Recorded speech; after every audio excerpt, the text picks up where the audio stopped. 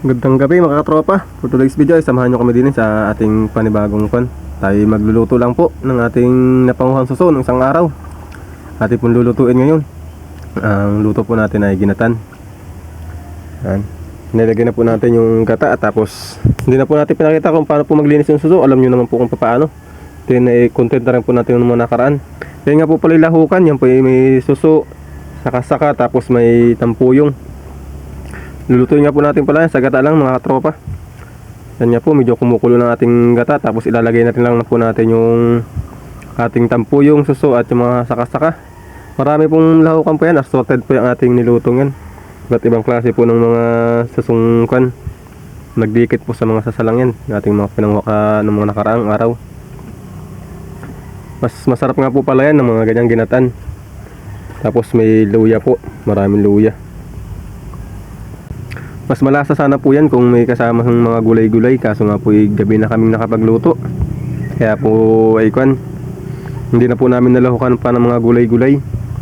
Kaya ginataan na lang po namin sila ng puro. Pero napakasarap naman po yan mga katropa. Yung mga ganyan luto na mga sihi po. Sihi po ang tawag nyo dito sa amin sa Mindoro. At bago po nga po lang lahat, gusto ko po i-shoutout lahat ng aking mga subscriber diyan. Maraming po salamat sa kuha nyo po sa amin, pagsubaybay nyo po sa aming mga nilalapag na video. At maraming pong salamat sa mga nag-share po ng ating mga video. At advance Merry Christmas po sa inyong lahat.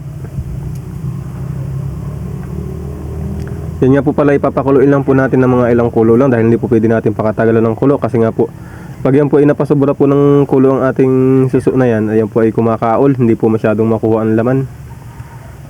Yan, dyan lang po pala natin niluto sa gasul-sul po. Kasi hindi naman po tayo mayaman. Kaya tama lang pong sa kahoy lang natin lutuin.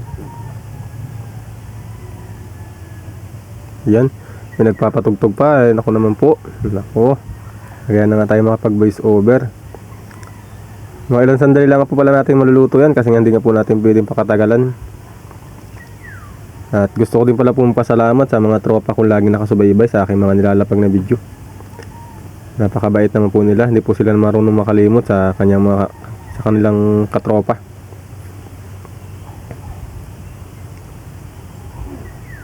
Napakasarap po niyan ng ganyang ginatan. Pag mayroon po kayo sa lugar nyo ng ganyan, itry nyo pong ginatan. Napakasarap po ng ganyan. Yan, mga ilang sandali nga lang po naluto na po natin agad ang ating suso. Yan, ganyan po yung tampuyong, suso, saka-saka. Marami pong klase magkakasama yan. Sige po, hanggang dito na lang. Marami